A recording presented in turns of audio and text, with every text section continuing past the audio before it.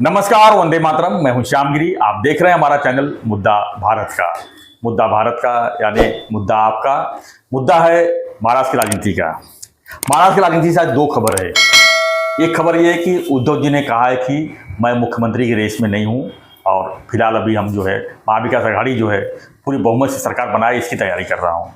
दूसरी खबर यह है कि अजीत दादा पवार बारामती से चुनाव नहीं लड़ेंगे और आगे क्या करने वाले हैं कुछ बता नहीं रहे। कोई कर्जत करके दरकत दामखेड़ करके कोई एक अलग मतदार संघ है, वहां जाने की सोच। और उन्होंने दूसरे बेटे को भी शायद लॉन्च कर रहे हैं, जय पवार को।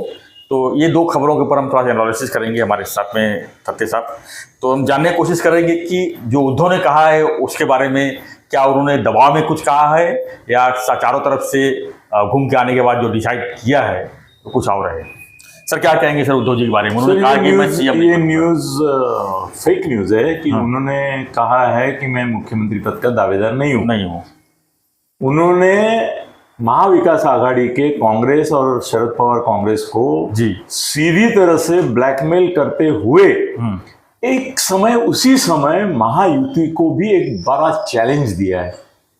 ऐसा है, उन्होंने कहा कि जिसको भी आप मुख्यमंत्री पद का दावेदार बनाएंगे शरद पवार कांग्रेस और कांग्रेस मिलके, उसका मैं समर्थन बिनशर्त करूंगा। अभी ये मेरे को मानने नहीं है कि बिना चेहरा क्लियर किए डिक्लेयर किए आप चुनाव लड़े महाआघाड़ी से, इससे मैं सहमत बिल्कुल नहीं हूं। आज सोचना शुरू करो, अगले मीटिंग में हमको महाराष्ट्र में महाआघाड़ी का मुख्यमंत्री पद का उम्मीदवार कौन होगा ये डिक्लेयर करना ही होगा। इसके दो मतलब होते हैं, एक तो कांग्रेस दबाव में आ गई बिल्कुल कि कांग्रेस को अंदर में इतनी परेशानी है, गुटबाजी है कि पटोले का नाम लिया तो वो विजय वडेट्टीवार वो गुस्सा करेगा। और भी उनके यहाँ 10 है कांग्रेस में, बाला साहब थोरात है वो भी चाहते हैं और बहुत सारे हैं। तो आपस में उनकी इतनी लड़ाई शुरू हो जाएगी। मुख्यमंत्री पद का अगर उम्मीदवार कांग्रेस को डिक्लेयर करना है तो मुसीबत ऐसी हो जाएगी कि एक दूसरे को गिराएंगे वो। शरद पवार के इसमें ऐसा है कि सुप्रिया सुळे उतनी अभी उत्सुक नहीं है क्योंकि सुप्रिया सुळे के कुछ प्रॉब्लम है जिसकी वजह से उसका एक्सेप्टेंस लोगों में नहीं है। तो उसका नाम अभी ये गया। शरद पवार का कहना है, ये शरद पवार से सोची समझी चाल उद्धव के थ्रू है कि तुम कांग्रेस के ऊपर दबाव बनाओ, मैं बोलूंगा कि मेरा समर्थन उद्धव ठाकरे को है। तो दो पार्टी वर्सेस एक पार्टी, अभी उनको हमारे साथ आना है तो हम तीनों का मिलके बहुमत से जो डिसीजन होगा, जो उद्धव ठाकरे ही रहेगा, वो उनको स्वीकारना है। उसका मुख्यमंत्री पद का उम्मीदवार करके अभी प्रमुख तो बन गया वो आज प्रचार समिति का पूरा कैंपेन इंचार्ज बन गया। और दूसरी इसमें एक बात ऐसी है कि ये दोनों मिलके कांग्रेस को ब्लैकमेल करके बोलेंगे तुम्हारा उम्मीदवार नहीं रहेगा, उद्धव ठाकरे उम्मीदवार रहेगा। और इसके लिए संजय से मिली मेरे खबर से राहुल गांधी और सोनिया को जब मिले उद्धव ठाकरे तो उन्होंने बोला कि अभी अनाउंस कर देते हैं आपका मुख्यमंत्री पद का उम्मीदवार। तो कांग्रेस वाले दूसरे जिनसे उन्होंने सलाह मशविरा किया बोले ऐसा करेंगे तो हमारे कांग्रेस वाले डिमोरलाइज हो जाएंगे, वो तो इस सोच में कि हमारा मुख्यमंत्री बनेगा, तो ऐसा मत कीजिए। तो बोले ठीक है, उद्धव को बोले कि अभी ठीक है तुम ऐसा पेच लड़ा दो कि भाई डिक्लेयर करके ही करो, नहीं तो हम तुम्हारे साथ में नहीं है। सेना और शरद पवार साथ में अगर आ जाते हैं और इनको बाजू में रखते हैं तो कांग्रेस की हालत खराब हो सकती है। कांग्रेस को जितना उनको मिला है उधर वो नहीं मिलेगा, उसका फायदा कांग्रेस वालों को यही गिराएंगे दोनों, और दोनों समर्थ है एक साथ आने में। और एक संजय जैसा उनके एक बड़ा बॉन्ड है उनके बीच में। और राहुल गांधी उद्धव के पास में है, उद्धव के साथ है, संजय के साथ है, उसमें तो उसकी तो इच्छा ही है उद्धव बने। तो इसमें संजय ने उनको मुसीबत में डाल दिया है कांग्रेस को, शरद पवार को नहीं। शरद पवार ने तय किया है कि उद्धव को करना है और उसने ब्लैकमेल भी किया है कांग्रेस को कि ज्यादा मस्ती मत करो, मेरा नाम डिक्लेयर करो। और उसने बहाना कैसा बनाया, सुंदर पेज खेला है उसने, डॉ पेज बहुत सुंदर। उसने बोला जो भी आप तय करेंगे मैं सपोर्ट करूंगा, मतलब जो हम तीनों मिलके सपोर्ट करेंगे या बहुमत से करेंगे उसको आपको सपोर्ट करना नैतिकता है। कितना बड़ा गेम खेल गया, गेम चेंजिंग खेल गया। तो इस गेम का परिणाम क्या होगा सर? इसमें उद्धव ठाकरे ने सिर्फ महाआघाड़ी की नहीं मारी है, महायुति की भी मार दी है, जबरदस्त मार दिए। अभी क्या है ना, फडणवीस आगे पीछे कर रहे हैं, बोल रहे हैं कि मुख्यमंत्री पद का उम्मीदवार बाद में जाहिर करेंगे क्योंकि वो खुद चाहते हैं, मगर अभी उनका नाम लिया तो ब्राह्मण है और फिर शिंदे के लोग काम नहीं करेंगे, अजीत दादा के लोग काम नहीं करेंगे। अगर फडणवीस का तय हो गया तो शिंदे के तो 100% नहीं करेंगे। और शिंदे चाहते हैं कि मेरा नाम डिक्लेयर करो, अजीत दादा नहीं चाहते, मगर शिंदे चाहते हैं मेरा नाम डिक्लेयर करो क्योंकि आपने वादा किया था 2.5 साल का, 2.5 साल का, ये 2.5 साल, अगले 2.5 साल तो करो। अभी ऐसा है कि फडणवीस की ऐसी आइडिया थी कि जाहिर नहीं करने का जी, उनको ऐसा लग रहा था कि महाआघाड़ी भी जाहिर नहीं करेगी क्योंकि 3 लोग हैं, उनके आपस में झगड़े रहेंगे, और इसने तो बॉम्ब डाल दिया उद्धव ने। अभी महायुति अगर डिक्लेयर नहीं करेगी और महाआघाड़ी करेगी तो महायुति की तो नाक कट जाएगी। महाआघाड़ी वाले बोलेंगे अरे हमको बोल रहे थे पंतप्रधान का उम्मीदवार कौन है, हमको बोल रहे थे महाआघाड़ी का मुख्यमंत्री कौन है, आप बता नहीं सक रहे। अरे अब ये हालत है, हमने तो उद्धव ठाकरे को डिक्लेयर कर दिया और आपके पास तो मुख्यमंत्री पद का उम्मीदवार ही नहीं है, डिक्लेयर करने की हिम्मत नहीं है तुम में। करो करो सर, पब्लिक का भी प्रेशर होगा कि महाआघाड़ी ने किया है तो महायुति, और जैसे ही शिंदे साहब का नाम आएगा बीजेपी के लोग डिमोरलाइज हो जाएंगे, जैसे फर्नांडिस का नाम आएगा तो फडणवीस का तो शिंदे और अजीत दादा डिमोरलाइज हो जाएंगे। और अजीत दादा का सपना है मुख्यमंत्री बनना किसी भी हालत में। नहीं, अजीत दादा का सपना टूट गया। अभी वो तो अपना बारामती मतदार संघ छोड़ के भाग रहे। हाँ, कितनी हालत बुरी होगी। एक आदमी इतने साल से वहां से चुन के आ रहा है, वो अपने बेटे को बलि दे रहा है उधर, बेटे की बलि दे रहा है ना उधर, फिर जय पवार को, तो इसका मतलब वो क्या करजत जामखेड़ ऐसा कुछ है, वहां भाग रहा है। तो अजीत पवार तो अभी क्या भागदौड़ ऐसी उसकी रिवर्स में चल रही गाड़ी उसकी, वो छोड़ो, अभिजीत पवार अभी मुख्यमंत्री छोड़ो, उसके 10 भी चुन के आए तो बड़ी बात होगी, ऐसी हालत में है वो, क्या मुख्यमंत्री पवार ने बयान भी दिया है कि जो एनसीपी के गए हुए लोग हैं सब विधायक को ले लूंगा वापस, खाई अजीत पवार छोड़ के। हाँ, गुस्सा तो है ही उनका। हाँ, और सर ये भी हो सकता है कि चुनाव तक सर इनके 40 में से 30 लोग जाएंगे भी शरद पवार के साथ, अगर टिकट मिलना गारंटेड है जी।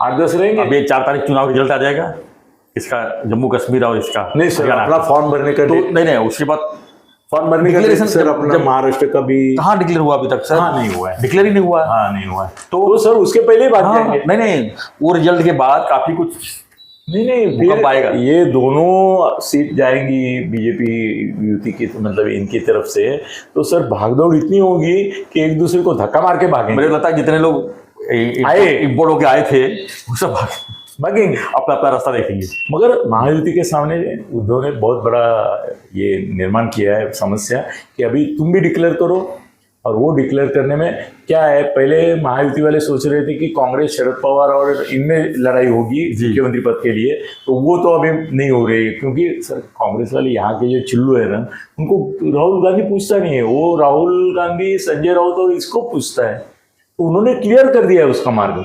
तो सीधे तो वो बोल रहा है कि तुम्ही जो सांगाल ते मी घेतो, त्याला माहिती आहे माझं नाव आलं तर याला तीच वही करना पड़ेगा ना, कि भाई अभी सर्वसम्मत, और 2 वर्ष से एक में तो हो ही जाते हैं वो। लेकिन कांग्रेस वाले सर अलीबाजी करेंगे ना, बोलेंगे करने दो ना, इन्होंने तो इनको सीएम बनाया था, वो संभाल नहीं सके, ऐसा बीच में से भाग गए। अरे महाआघाड़ी की सरकार बीच में से रिजाइन दे दिए। रिजाइन दे दी, क्यों दिए? क्यों? हार सामने थी ना सर, लेकिन संभाल नहीं पाए सर। देखो, संभाल नहीं पाए, दाग तो लगा हुआ है सर ना। बड़े लोग जो होते हैं उनको जब निकाल दिया जाता है तो उनको ऑप्शन दिया जाता है कि क्या आप राजीनामा दे रहे हैं, क्या गांड पे लात मार के निकालो दो तुमको, तो बोलता है नहीं मैं रिजाइन देता हूँ, मैं रिजाइन करता हूँ। सर जितने भी रिजाइन मंत्रिमंडल से होते हैं, जहां से होते हैं, वो बचाव होता है। ये दाग जो लगा हुआ है उद्धव जी के ऊपर, क्या कहीं ना कहीं सामने आएगा ना सर, ये लोग बोलेंगे ही ना कि तुम तो संभाल नहीं पाए। नहीं महाराष्ट्र भाई 40 लोग हमारे वजह से हमारी सरकार गिर गई सर। कैसे ना 40 लोग भाग गए, मैं 10 रह गया, अभी 10 के साथ मैं चुनाव इसको सामने कैसे, वही ना, वही का दाग लगा है ना, भाग गए, दाग नहीं, संभाल नहीं पाया। नहीं वो संभाल नहीं पाए। वो दाग संभालने का क्या सवाल है? संभालने का, शरद पवार इतना बड़ा नेता, उन्हें अपने 40 संभाल पाया? हाँ, नहीं संभाल पाए। हाँ, फिर शरद पवार को आप बोले ना, बोल के दिखाओ, उद्धव को बोलते हो। सीएम उद्धव जी थे ना सर। अरे सीएम उद्धव थे तो उसका बाप था शरद पवार, सीएम से ज्यादा वो दोनों मिलकर बराबरी का है। ये बात कांग्रेस रखेगी सामने कि आप संभाल क्या रखेंगी, क्या उसकी आप हिम्मत सत्ता है? संभाल नहीं पाए। उद्धव शांति से, संजय राउत बोलेगा, संजय राउत बोलेगा यही बात आप शरद पवार से बोलिए कि आप संभाल नहीं पाए। उनके बीच तो 40 गए, तो बाद में गए ना सर, पहले सरकार गिर गई जब सत्ता के लिए अजीत दादा जो आए इसमें, फिर भी गए कि नहीं? बाद में गए ना, सर, बाद में गए, पहले पहले वो, अरे अजीत दादा बोल दिए कि अरे यार मेरे को ये ऑफर पहले आता था तो मैं भी आता था सब पार्टी लेके। ये बात की बात है सर, पहले कौन गया उसके मानने सर अभी इन्होंने दाग अजीत किसके दादा ऊपर आएगा लगा? ये सोचा नहीं ना। सरकार बीजेपी को लगा नहीं कि ये भी पागल आ जाएगा। सरकार गिरने का दाग किसके ऊपर लगा? नहीं, किसके ऊपर नहीं, शिंदे के ऊपर, उद्धव जी के ऊपर लगा। शिंदे के ऊपर लगा। कैसे लगा? सरकार किसने गिराई? सरकार किसने गिराई? उद्धव ने गिराई। शिंदे किसके साथ में थे? किसके साथ थे? उद्धव जी के साथ में, शिवसेना में फडणवीस थे। के साथ थे। नहीं, शिवसेना में थे ना उस समय सर, हाँ 2019 में जब सरकार बनी वहां पर महाविकास आघाड़ी की, शिंदे साहब पूरा मंत्रिमंडल साथ में थी ना सर। हाँ, मगर क्या हुआ? लेकिन दाग जो लगा उद्धव जी के सर ऊपर कि हमने सब सरकार नहीं कांग्रेस संभाल के पाए। इतने लोग, अरे अशोक चौहान भी मुख्यमंत्री था, उसको भी हमने बीजेपी में लिया, विखे पाटिल को मुख्य लिया, कितने लोगों को लिया। और अभी कल भी सर कोई आता है कांग्रेस से, अभी भी फडणवीस की बातें चल रही है कांग्रेस वालों के साथ कुछ। सर इसमें कोई दाग भी नहीं रहा, दाग लगा तो इसके ऊपर, उद्धव के ऊपर नहीं लगा। वो तो हदबल था, उसके सामने सामने भगा के लेके गए। लेकिन गए ना सर, सर गए मतलब Responsible कौन होता है? शरद पवार के भी गए ना सरकार के साथ। सर, शरद पवार के साथ नहीं, गए। सर आज- बीजेपी के लोग भी जा रहे हैं ना। आज जिसकी भी सरकार बनेगी अगर उसके लोग भागेंगे तो रिस्पॉन्सिबल सीएम ही होगा ना सर। नहीं, सत्ता का प्रमुख कौन है? तो फडणवीस है रिस्पॉन्सिबल, फडणवीस ने तोड़ा इनको। तोड़ने के लिए तो सरकार बनाने के लिए कोई भी कुछ करेगा ना सर, दाव तो सब खेलते हैं ना। तो उनका हुए तो डाव और इनका हुए तो घाव, नहीं। ये कैसा हो सकता ये है? कांग्रेस शर्त रखेगी कि आप सत्ता नहीं संभाल पाए हो, अब हमको सरकार बना। सर 1 लाख तक के मैं बोलता हूँ कांग्रेस की गांड में इतना दम नहीं है जो वो बोलेंगे उद्धव को कि आप सरकार गिरा है, ये वो है। वो अभी ये बातें सामने आई। लालायित है भाई, तुमको कुछ मिल रहा है भाकरी तो उसका एक टुकड़ा हमको भी दे दो, दे दो, दे दो।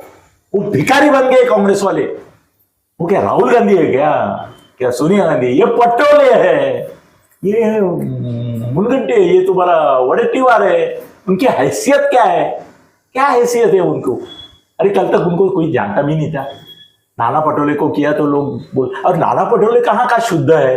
वो बीजेपी में था। हाँ ना। फिर उसको क्या नैतिकता है इनको पूछने की तुम कैसे गए? अरे तू गया ना बेटा पहले। फिलहाल तो पटोले सर कांग्रेस में तो है ही ना सर। तो जो कांग्रेस जहां है वहां महाराष्ट्र है। के प्रमुख है, अध्यक्ष है, तो क्या हुआ? तो क्या हुआ? तो दाव तो खेलेंगे। तो वो ये बोल सकते हैं कि भाई तुम तो सरकार गवाई, भाई तू तो पार्टी में से निकल गया सत्ता से। सर किसी नैतिकता है नहीं इनमें, कांग्रेस में दम नहीं है, दम नहीं है पूछने का। और सर उद्धव और संजय मिलके इनकी वाट लगा देंगे, कांग्रेस वालों को ऐसे गिराएंगे। उद्धव ने ये सूचित किया है भाषण में आज के, वो बोला अगर मुख्यमंत्री पद का उम्मीदवार जाहिर नहीं किया तो हम दूसरे, ये जो पटोले बोल रहे हैं कि सबसे ज्यादा जिसके उम्मीदवार आएंगे आमदार उसका बनेगा, तो हम देखेंगे या लोग देखेंगे उनके प्रभारी किसके कब आए। उनके प्रभारी चयनित हल्ला वो भी बोल चुके ना, जिसका एमएलए ज्यादा आएगा वो सीएम बनेगा। अभी बदलेंगे सर। वो चीनी थाला जब बोला तब उद्धव सिंह कल की बात है, अभी सोनिया और इसकी बात हुई है, उसको चुतिया को मालूम नहीं होगी। ये डायरेक्ट ऊपर होता है। अमित शाह बोला अजीत दादा से, तो शिंदे साहब और फडणवीस साहब को पता नहीं था, चीनी थालों को पता ही नहीं होगा। अब पता चलेगा। वो छोड़ो जी, कांग्रेस में दम नहीं है। और अगर उद्धव को डाउट आया कि ये संख्या बल पर मांगने वाले हैं, उद्धव इतना होशियार है, शरद पवार का और होशियार है। शरद पवार बोलेंगे उसको हम अपक्ष विपक्ष पकड़ के लाएंगे, इनको गिरा देते। कांग्रेस की संख्या है ना वो पहले जैसी थी ना वैसी करके रखते हैं। करेंगे सर, कांग्रेस को गिराने वाला बड़ा खेल होगा 2024 का चुनाव जो महाराष्ट्र बड़ा का है। इंटरेस्टिंग होगा। बड़ा धन्यवाद सर। धन्यवाद। फ्रेंड्स, आपको क्या करना है? जो हमारी चर्चा हुई, जो सरकार जो बनने की बारी आएगी तो क्या होगा, आप भी कमेंट्स लिखिए, कमेंट बॉक्स में लिखिए। और मैं उद्धव के साइड में नहीं हूं, मगर जहां पे जो सच है वो सच है, वो बोलना पड़ेगा। कल सर लोग अपने को जूते मारेंगे, बोलेंगे अरे क्या बोले थे, अभी एक बार जूता खा चुका हूं मैं। 41 और 48 45 सीट आएंगे फडणवीस बोले, मैंने भी वो रिपीट कर दिया और बाद में इनके तो 19 आ गए। तो मेरे को बहुत गाली दी लोगों ने, चप्पल मारा, मतलब ऐसा, मतलब लोकसभा की बात कर रहे हैं आप? हाँ, तो विधानसभा में मेरे को चप्पल नहीं खाने का है, जो सच है वो बताने का है। धन्यवाद सर। तो आपकी क्या प्रतिक्रिया फ्रेंड्स, आप कमेंट बॉक्स लिखिए और बने रहिए हमारे साथ, देखते रहिए हमारा चैनल मुद्दा भारत का। विधानसभा चुनाव जुड़ी है कुछ भी खबरें रहे हम आप तक जरूर पहुंचाएंगे, लेकिन उसके लिए चैनल को आप जो है सब्सक्राइब जरूर करें। धन्यवाद। जय हिंद, जय महाराष्ट्र, जय श्री राम।